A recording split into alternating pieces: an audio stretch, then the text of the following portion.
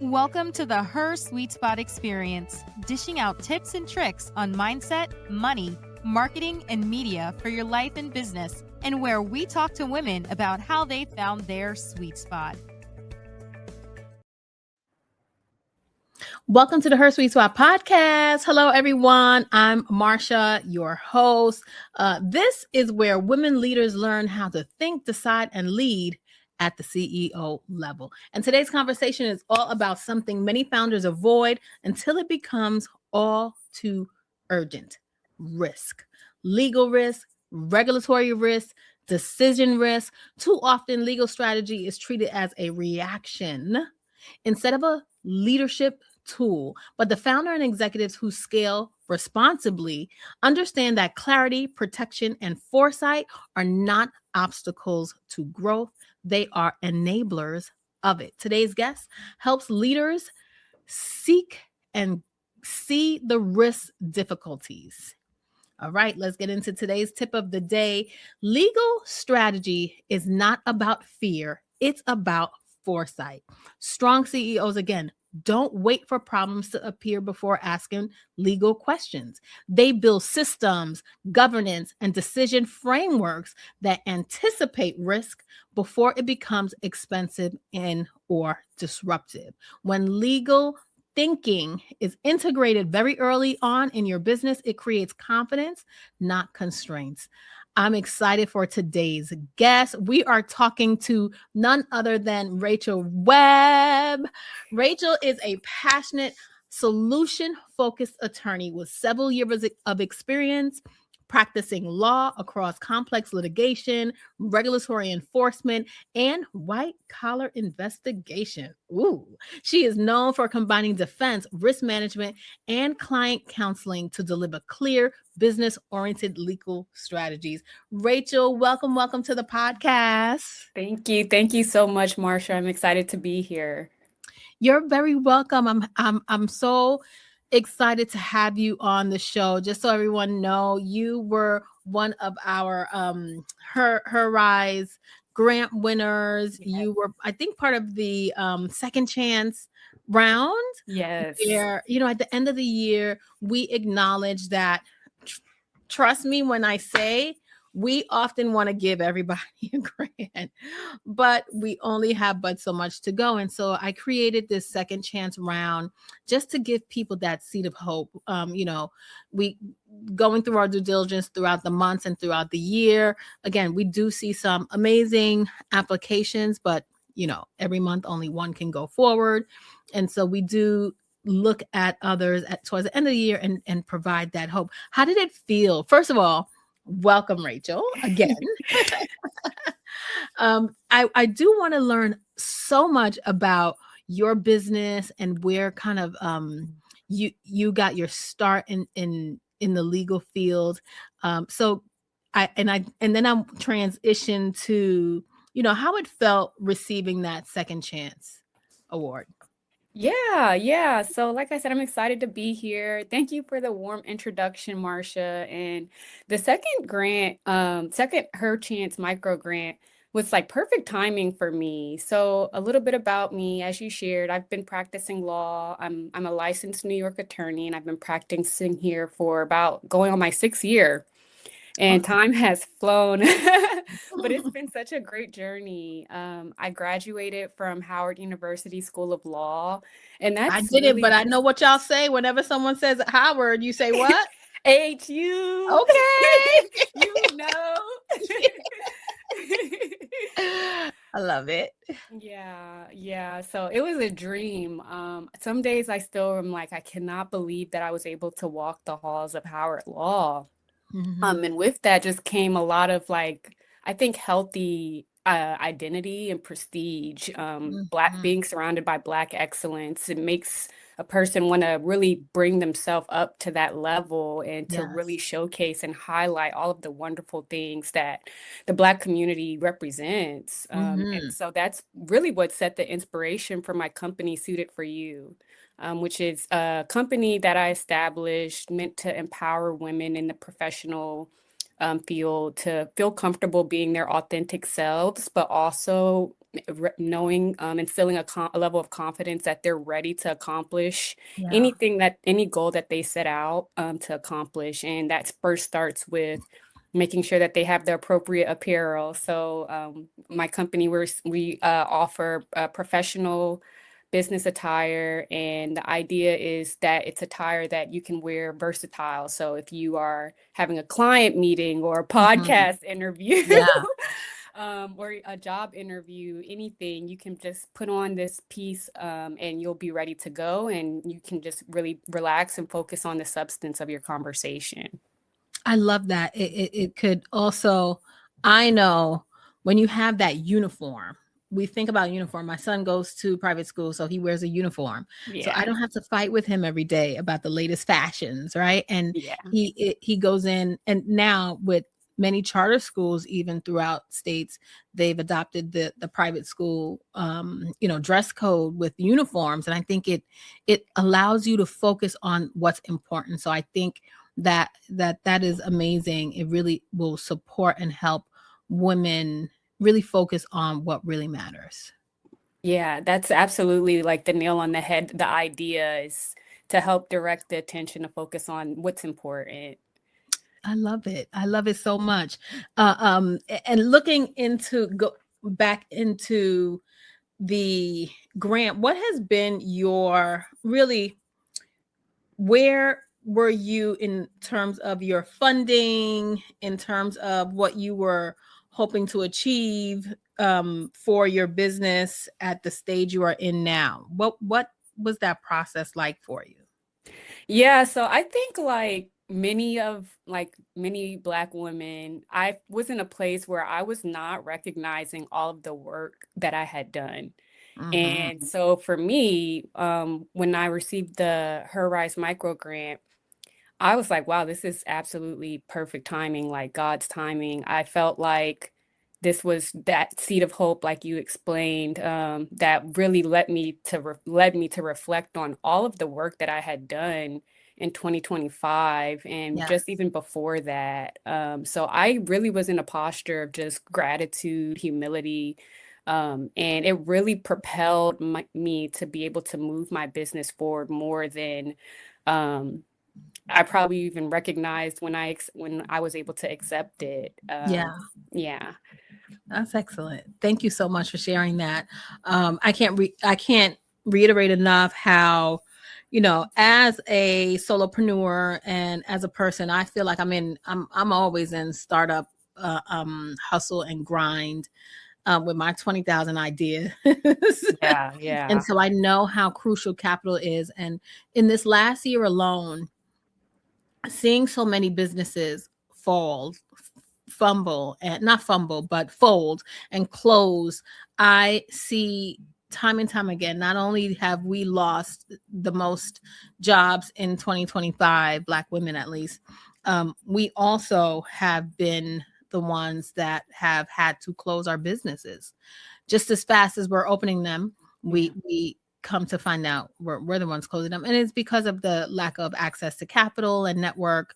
And that's what Her Sweet Spot was developed to provide people, that network, that support. And so I'm excited when you combine and you look at your career as an attorney and now your new life as a fashionista. As minimalist as it possibly intends to be, it's still fashion and high fashion, and you still want to Yeah. be in that realm. Yeah. How did your legal career prepare you for this business? Yeah. So I think that my legal career kind of helped me to develop some tough skin. Um, I I really am a feedback fiend. So for me, I'm always seeking ways to improve myself, to Yeah. enhance. Being an attorney is a client-based service. Mhm. So I'm always thinking of how can I contribute more or better to my client? How can I Right. offer more value to my Right. client? And I think that just coming from that mindset, it's really allowed me to think more holistically when it comes to creating when it came to creating my company. Mm-hmm. So I was looking to fill a gap, fill a need, be a problem solver. And these are the things that I feel like as an attorney, when you're communicating to other attorneys, it's exactly what the conversations are looking for and looking like. We Right. really want to fix things or, Yeah.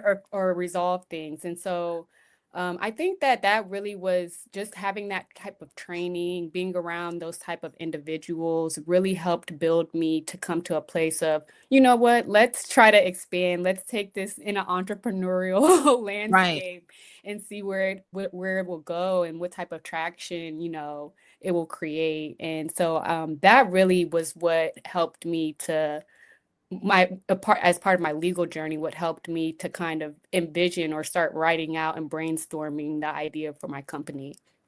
I love that.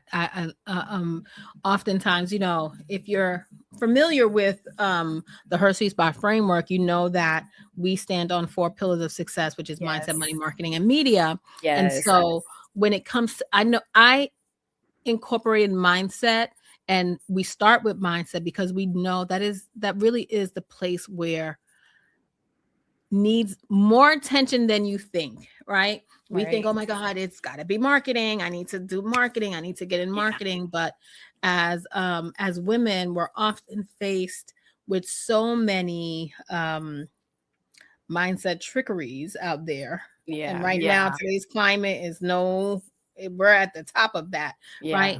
And so the work environments we have, the personal environments we have, they all play a role in creating high demand, precision, and decision making. What mindset shift do you think founders need to make in order to move from a reactive entrepreneur into a more proactive, especially as if you can prepare people to think about how to manage risk as entrepreneurs? Yeah, that's an excellent question. So I think that there's not a unilateral approach because I believe that is what makes entrepreneurship so beautiful. Is that everyone has like these creative, cool ideas, and like I think that it's all kind of attached to a person's identity. And so it's really something for me, like it's a beautiful, like I'm looking at a garden when I think about entrepreneurs. But for myself, something that I feel like has helped me is to kind of stick in my lane, and know like what my identity is. And that's come with kind of a lot of humility. That's been me having to take a step back and say, okay, I have to do this like day by day. I can't just try to, take a bite of the whole apple, even though I'd love to. I have to really take this in pieces. And so I think the mindset is really learning, how to create the task that you need to accomplish a goal and being able to celebrate when you're able to accomplish those tasks. They might seem small, but they're very like tremendous in the long run. So there is a book that I read called The Miracle Morning by Hal Elrod. Okay.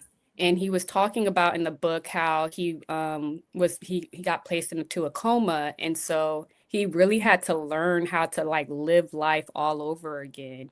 And he breaks it down into steps. And I actually applied that to my mornings for 60 days. And I saw a tremendous turnaround in my confidence. I saw a tremendous turnaround in just like my health, the habits that I was instilling.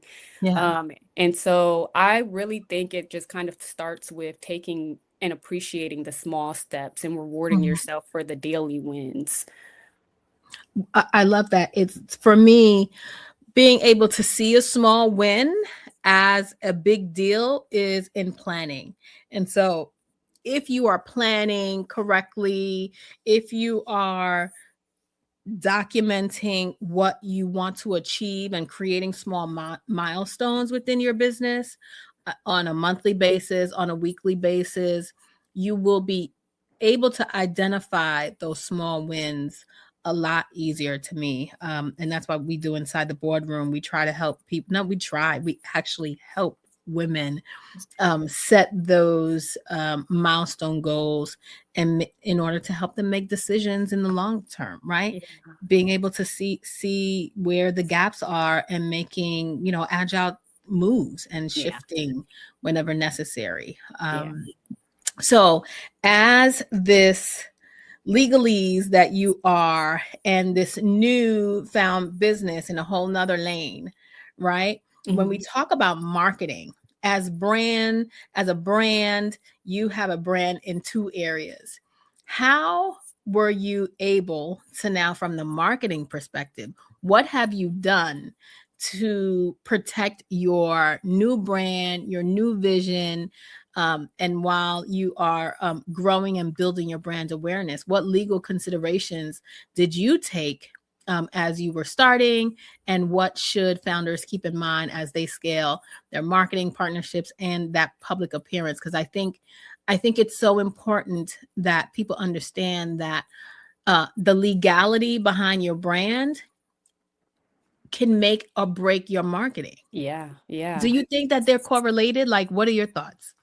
Oh, I absolutely think they're so correlated. And I feel like it's kind of provided me a competitive advantage. I love talking about this with entrepreneurs and like in entrepreneur circles because it's like what lights me up. So I and when I was in law school, I audited a trademark class. I loved the class so much. So a little bit about my law school journey. I was the captain of our national appellate advocacy team.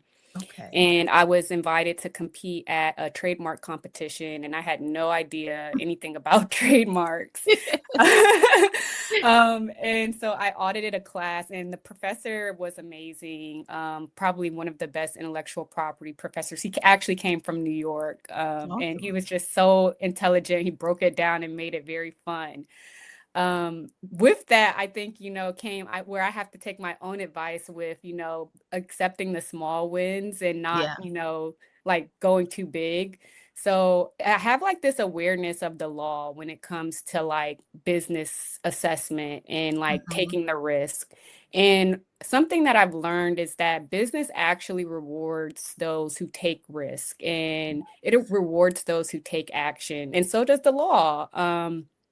So initially I'm thinking, and I used to have friends that would come up to me and they would say, Rachel, I know you graduated from law school. Can you help me get my trademark? Can you help me get my trademark?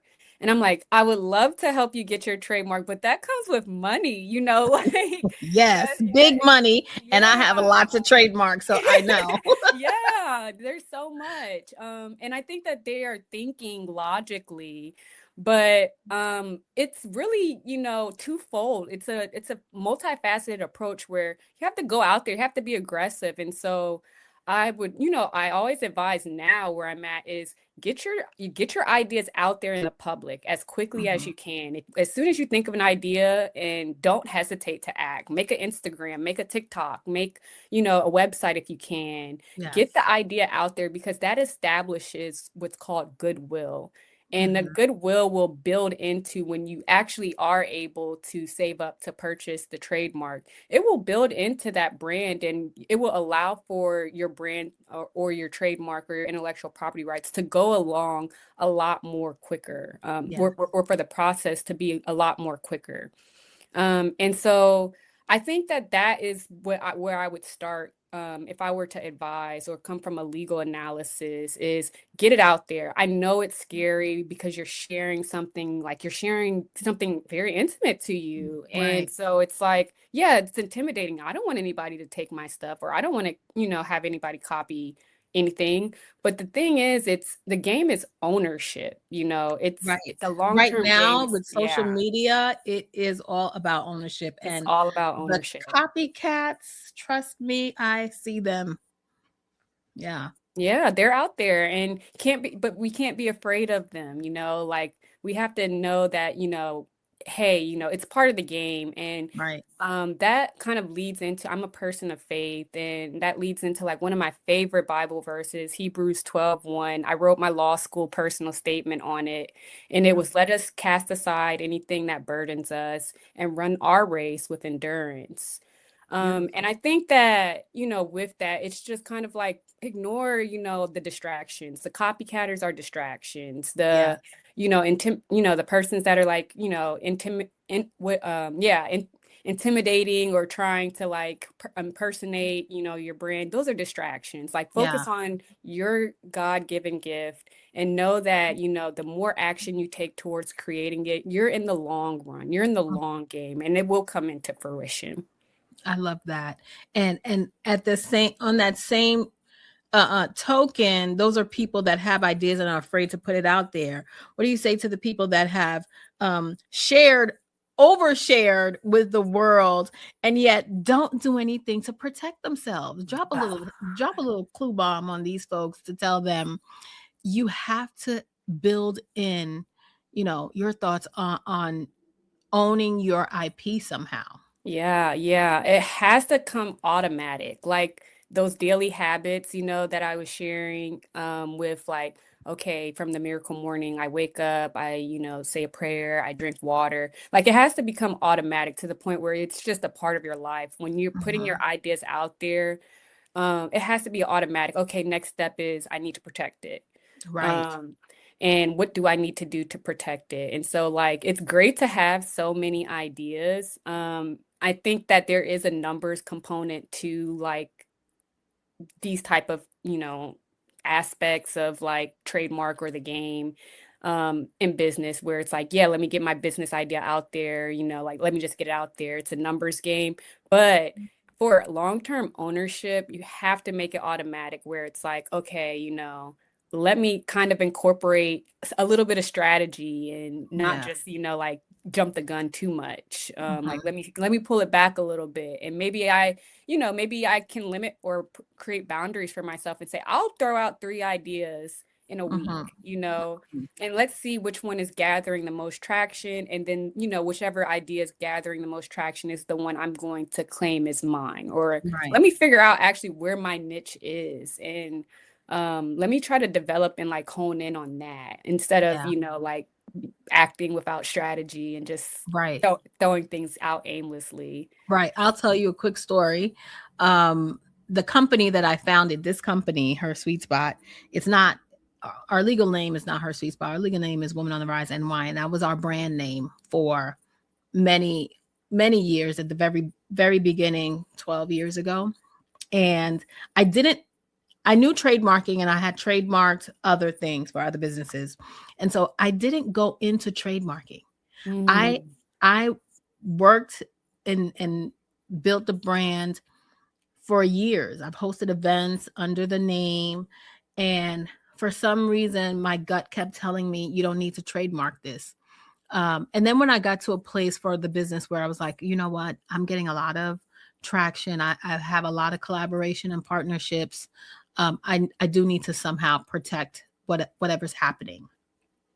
And I turned around and I was like, oh, I guess I'm going to have to, I've been using Women on the Rise. I guess I have to trademark Women on the Rise, but it still didn't sit well with me.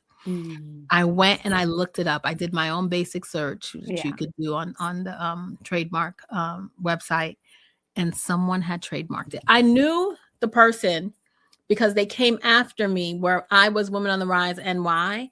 They created a Women on the Rise Orlando in Atlanta. They trademarked, and they were infringing on my brand, and they were actually duplicating and all the things that we were doing. And it was a very similar brand, and people did confuse us.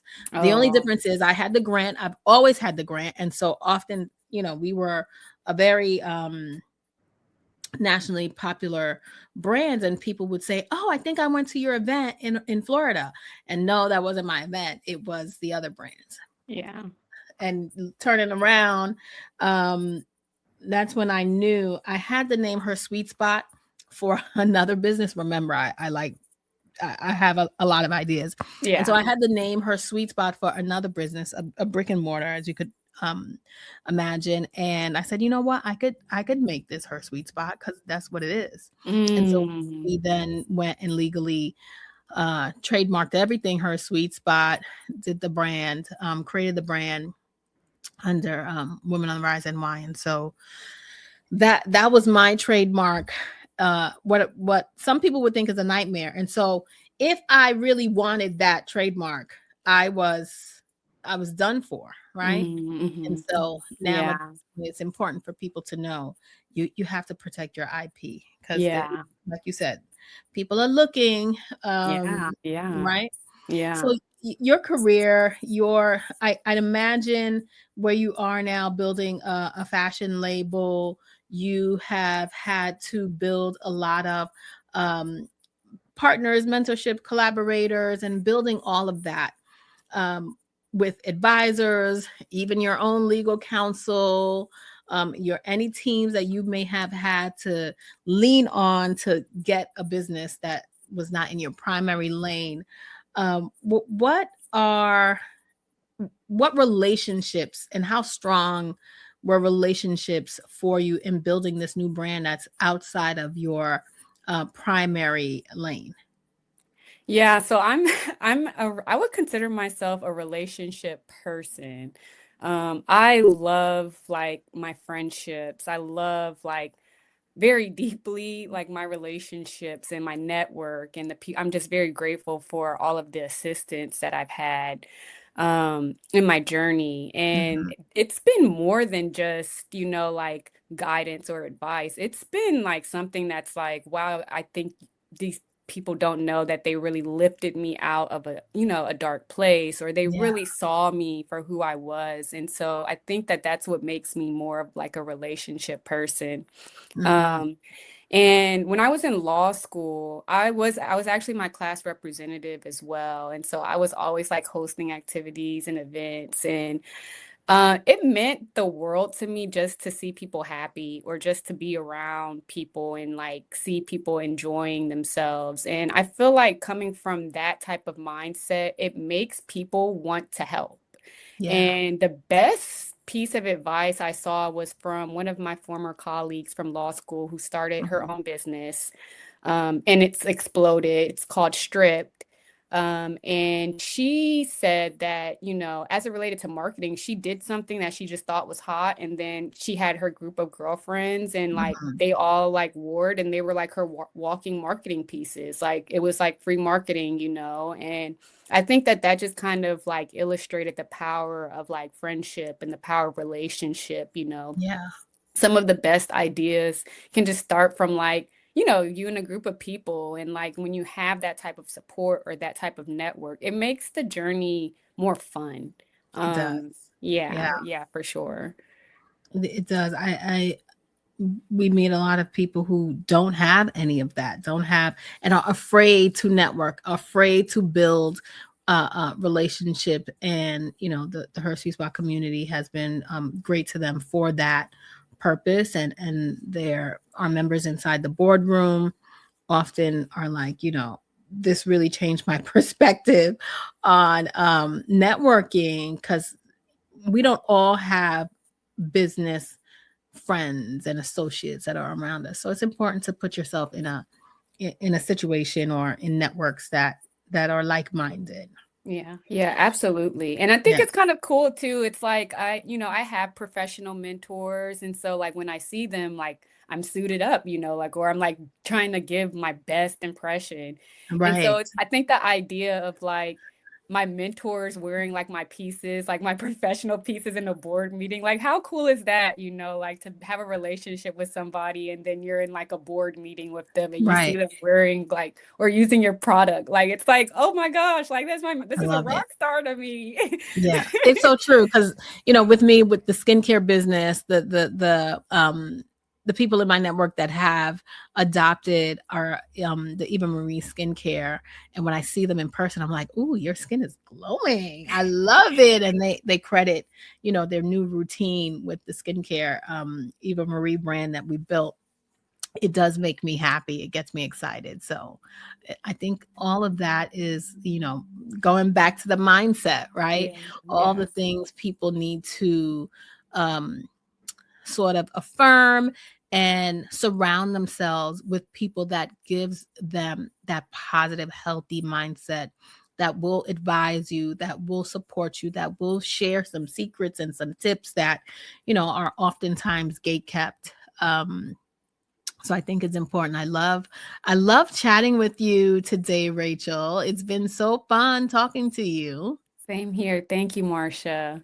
You're very welcome. So looking ahead, how do you see your role in your legal career and in your fashion career merging, if anything at all? What is ahead for you? And you mentioned that your friends are like, "Hey, can you help me with a trademark?" And it costs. Like, what do you do from that standpoint? Are there things like offerings and opportunities you have? So what's in the future for you? Yeah, so I really, wasn't expecting like this idea of my company and the offer to expand and explode so much. And I think that for me, it's like I actually really enjoy being an attorney. Like I love doing attorney work. I love, like research, writing, and like helping people accomplish, their goals. So for me, I see myself kind of like allowing the company to serve its purpose and empower those that it's seeking to empower, but being like in like, the corner office and like kind of just sticking to my work.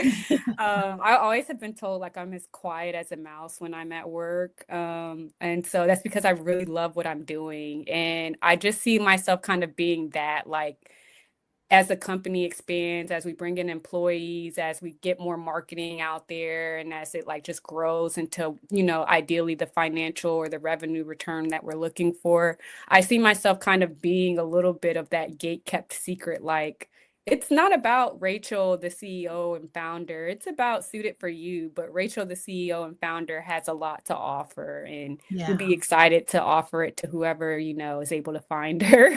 Yes.